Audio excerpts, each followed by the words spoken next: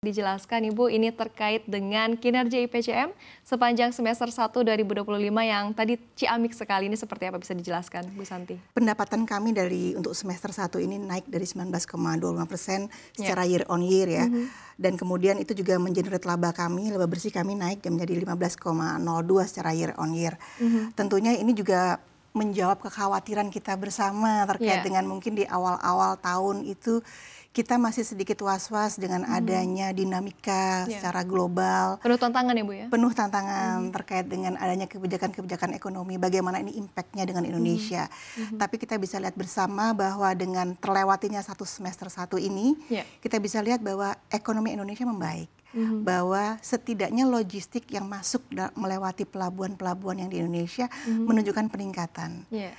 Tadi sudah disampaikan angkanya kan cukup signifikan ya, 19,25% dari pendapatan.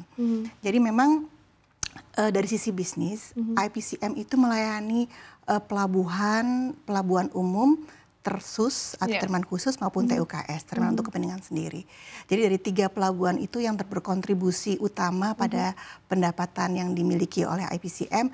Dan karena kargo yang kami layani itu beraneka ragam, maka sepertinya itu cukup bertahan melewati adanya isu-isu negatif atau sentimen negatif di awal tahun terkait dengan kebijakan ekonomi. Karena kami melayani kargo itu ada kargo yang berasal dari tambang, batu bara, kemudian juga ada kargo yang berasal dari pertanian, ada yang konsumsi dari pabrik gitu kan ya, ada chemical. Jadi IPCM itu adalah sebuah perusahaan yang melayani jasa pandu dan tunda yang ada di pelabuhan.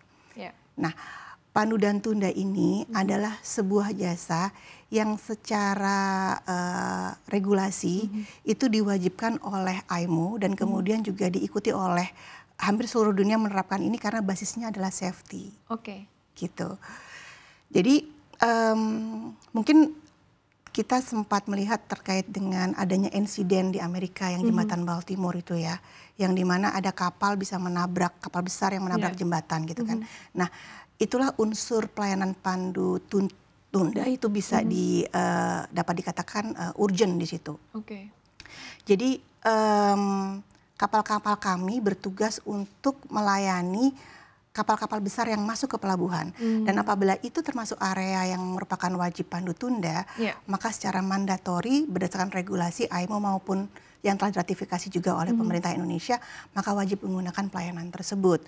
Karena kapal bukan mobil, Mbak. Jadi kalau kapal itu kalau masuk ke pelabuhan, itu mereka tidak bisa secara serta-merta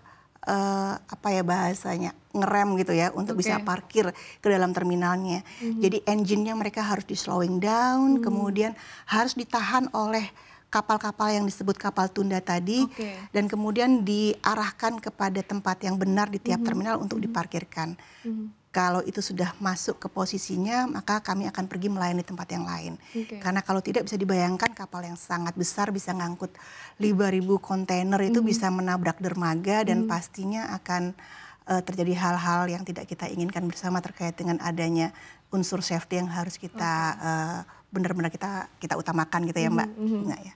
Gitu. Baik, menarik sekali Bu Santi. Tapi dengan kinerja tadi Bu ya, itu kan cukup tinggi begitu ya, adanya peningkatan. Ini sesuai dengan target Bu atau seperti apa? Memang harapan kami adalah bertumbuh gitu kan ya. Nah, kalau dibicarakan target, memang kalau dari sisi pelabuhan umum targetnya tidak setinggi yang kami harapkan. Namun kalau dari pelabuhan khusus yang tadi setelah kita sampaikan bahwa ada 3 jenis pelabuhan yang kita layani ya.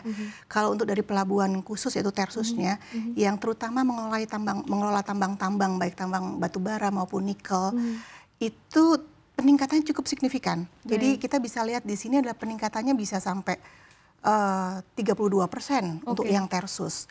Sedangkan mungkin untuk yang pelabuhan umum itu ya ada di sekitar 4-5% bertumbuh, tapi tidak terlalu tinggi tumbuhnya sebagaimana yang ada di tersus. Untuk tren, ini tren apa yang sedang Anda amati di industri jasa pemanduan dan juga penundaan kapal Bu? Dan bagaimana IPCM mengantisipasinya? Baik, kalau trennya yang terjadi di industri kami tentunya sekarang kami udah mulai banyak teman. Artinya banyak BUP yang ikut melirik industri ini.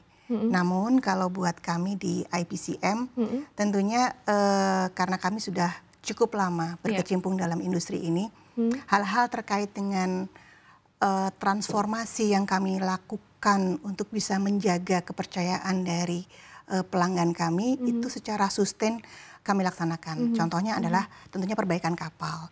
Kami akan menyediakan kapal-kapal terbaik kami, melakukan maintenance dengan proper gitu kan ya. Karena kita jasanya adalah safety, nggak mungkin kita melayani dengan kapal-kapal yang tidak proper dalam horsepower-nya atau tenaganya untuk bisa servis pelanggan kami. Kemudian juga digitalisasi.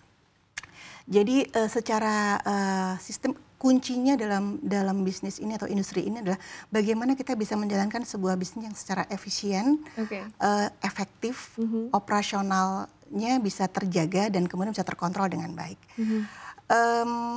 Kami telah mengembangkan sistem bersama-sama dengan Pelindo Group tentunya. Itu telah menggunakan sistem-sistem yang dapat membaca kapan kapal masuk, nanti mana kapal terdekat yang akan melayani. Kami bisa mengontrol bahan bakar yang ada di tiap kapal kami. Kami bisa melihat bopo dari tiap kapal kami, tiap kapal kami menghasilkan berapa. Jadi hal-hal seperti itu telah kami kembangkan sehingga kami berharap kami bisa melakukan pelayanan atau memberikan jasa yang paling efisien dan efektif. Termasuk di dalamnya adalah well trained pilot dan kru kami ya, karena sekali lagi yang mengerjakan tetap ada krunya di atas kapal gitu kan.